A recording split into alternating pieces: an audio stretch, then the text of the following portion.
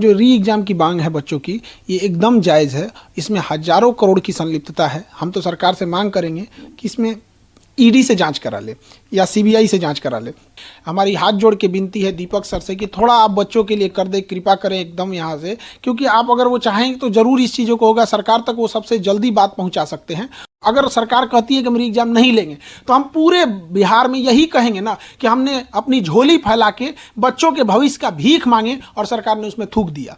अभी बच्चों की परीक्षा है, 6 महीना बाद सरकार की परीक्षा होगी, तो इन बच्चों की नाराजगी लेके सरकार कहाँ जाएगी? बच्चों की मेहनत रंग ला रही है और हम लोग जीत रहे हैं और बहुत जल्दी पॉजिटिव आएगा और री एग्जाम होगा। ये आईएएस आईपीएस की लड़ाई में ना हमारे बच्चे पीस जा रहे हैं। अरे भैया, आप अपना ईगो, अपना ये सारी चीजें साइड रखिए, एक सप्लीमेंट्री रिजल्ट दे दीजिए। भीख थोड़ी मांग रहे हैं। पीएम मोदी जी से भी विनती है कि थोड़ा बिहार को भी देखिए, वहां से धुंधला दिखता होगा।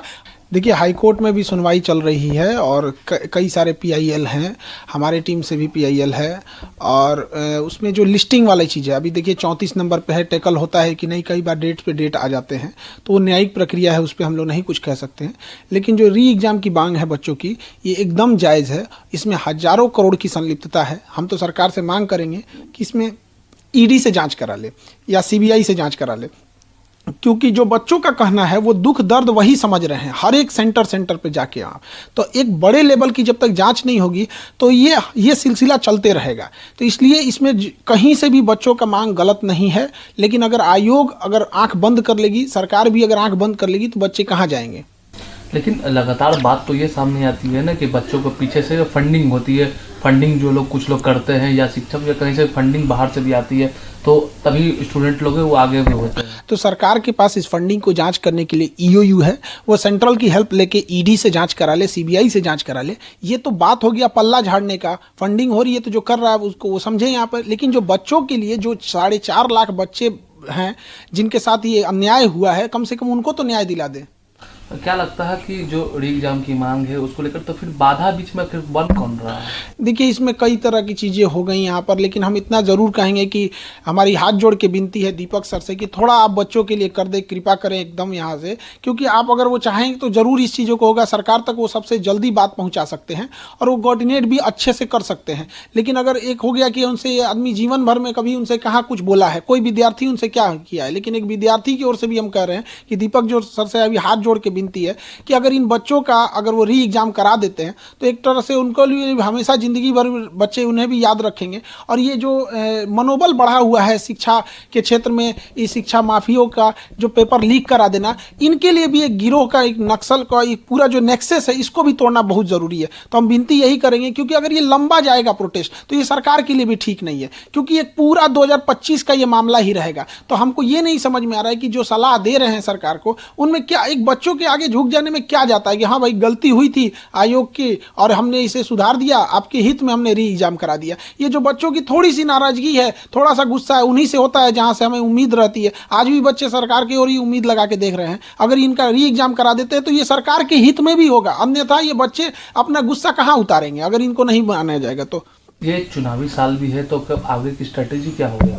देखिए, अब ये तो बच्चे इतनी बड़ी संख्या में जो इनके साथ अन्याय हुआ है, अब ये बच्चे लाखों की संख्या में धरना देने जा रहे हैं। अब इन बच्चों का कोई राजनीतिक लाभ उठाएगा तो इसमें क्या बच्चे क्या करेंगे? किसी को थोड़े भगाएंगे सब यहाँ। तो लेकिन अब राजनीतिक लोगों से भी या बच्चों से भी कहते हैं कि ये आंदोलन शुद्ध रूप से बच्चों का था। विद्यार्थियों लोगों से भी कहते हैं कि शुद्ध रूप से ये विद्यार्थी का ही आंदोलन होना चाहिए, तभी जाके हम लोग की सफलता मिलेगी। क्योंकि डायरेक्ट जो अगर देखेंगे स्टेक होल्डर तो बच्चे हैं, इनडायरेक्टली हम लोग हैं, क्योंकि हम लोग उन्हें पढ़ाते हैं। उनके साथ अन्याय होता है तो हम लोग उनकी आवाज़ बन के एक संगठित कर देते हैं, लेकिन इसका डायरेक्ट स्टेक होल्डर वो बच्चे ही हैं। लेकिन अगर आंदोलन लंबा खींचते जाएगा तो सरकार आंख बंद करके रखेगी तो बच्चे कहाँ जाएंगे? वो कोई प्रदर्शन करने का ट्रेनिंग लेके नहीं आए, उनकी दिल की तकलीफ है जो वहाँ पे इतने देर से रुके हुए हैं। लेकिन बीच में तो कुछ पॉलिटिशियंस है वो भी तो इन्वॉल्व हो जाते हैं। अब वो चीज़ें साइड हो गई हैं। अब सरकार को इस पे संज्ञान ले लेना चाहिए और बच्चों का री एग्जाम करा देना चाहिए। अन्यथा हम लोग का तो एक ही मांगे, हम लोग री एग्जाम लेके रहेंगे। और अगर हम री एग्जाम नहीं लेते हैं तो हम बच्चों, अगर सरकार कहती है कि हम री एग्जाम नहीं लेंगे तो हम पूरे बिहार में यही कहेंगे ना कि हमने अपनी झोली फैला के बच्चों के भविष्य का भीख मांगे और सरकार ने उसमें थूक दिया। यही कहेंगे हम, अगर नहीं री एग्जाम होगा तो। आयोग है, अब सरकार नहीं मानती तो अब आगे आप लोग, अब बच्चे इसको अब जहाँ जहाँ प्रोटेस्ट करना होगा। अब फिर क्योंकि अभी बच्चों की परीक्षा है, 6 महीना बाद सरकार की परीक्षा होगी, तो इन बच्चों की नाराजगी लेके सरकार कहाँ जाएगी? इसलिए इनका री एग्जाम करा देना चाहिए। आपको लगता है कि चुनावी वर्ष है अगर लगता, हमें पूर्ण विश्वास है कि अब री एग्जाम होगा, और ये हम बच्चों के लिए भी कहते हैं कि अब बहुत जल्दी हम जो बच्चे हैं इनका मेहनत बर्बाद नहीं जाएगा, इनकी मेहनत रंग ला रही है, ये अपने मुकाम तक पहुंच चुके हैं और बहुत जल्दी सरकार पॉजिटिव डिसीजन, हमको जहां तक लगता है कि बच्चों का व्यर्थ जाने नहीं देगा। बीच में थोड़ा सा गड़बड़ हो गया था ये सब। अब देखिए किसी बच्चे किसी पॉलिटिक्स को नहीं लेके आते, वो तो पढ़ने वाले बच्चे हैं, उनके पास इतना भी पैसा नहीं रहता कि गर्दनी बाग जाके प्रोटेस्ट कर सके। कितना 200-300 रुपये उनके पास एक्स्ट्रा रहता है, वो भी बीमार पड़ गए तो वो भी खत्म हो जाता है। तो बच्चों की मेहनत रंग ला रही है और हम लोग जीत रहे हैं और बहुत जल्दी पॉजिटिव आएगा और री एग्जाम होगा। न्यायालय से भी उम्मीद है? न्यायालय से पूर्ण भरोसा है कि न्यायालय कभी भी अन्याय नहीं करेगी और हम लोग के पक्ष में ही फैसला आएगा। अच्छा, ये टीआरई को लेकर है जो डोमिसाइल नीति है या फिर सप्लीमेंट्री, उसको लेकर आप? देखिए बीपीएससी टीआरई ने मजाक बना के रख दिया है।